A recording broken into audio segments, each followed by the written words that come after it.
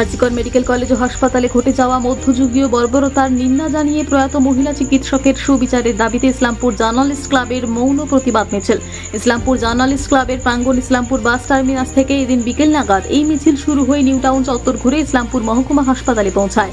ইসলামপুর মহকুমা হাসপাতালের এমার্জেন্সির সামনে প্রয়াত চিকিৎসকের বিদেহী আত্মার প্রতি শান্তি কামনা করে 1 মিনিট নীরবতা পালন করা হয়। ফের মৌন মিছিল ক্লাব প্রাঙ্গণে পৌঁছলে জাতীয় সঙ্গীত গেয়ে কর্মসূচির সমাপ্তি ঘোষণা হয়। আগামীতে যাতে কোনো মা বোনেদের ধর্ষণ ও নির্যাতিতার খবর করতে না হয়, শুধুমাত্র এইটুকুই দাবিতে ইসলামপুর জার্নালিস্ট ক্লাবের এদিনের মৌন প্রতিবাদ মিছিল। এদিনের মিছিলে জার্নালিস্ট ক্লাবের সদস্যদের পাশাপাশি বিভিন্ন স্বেচ্ছাসেবী সংগঠনের কর্মকর্তারাও পা মিলিয়েছেন।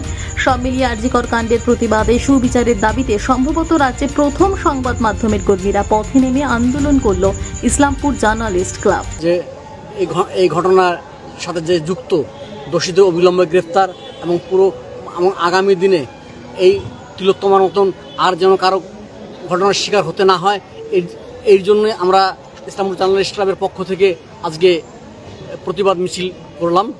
সত্যি কথা বলতে কি, এই ধরনের সংবাদ সংগ্রহ করার বিন্দুমাত্র ইচ্ছা বা কোনো রকমের কোনো সদিচ্ছা আমাদের কিন্তু কারোরই নেই।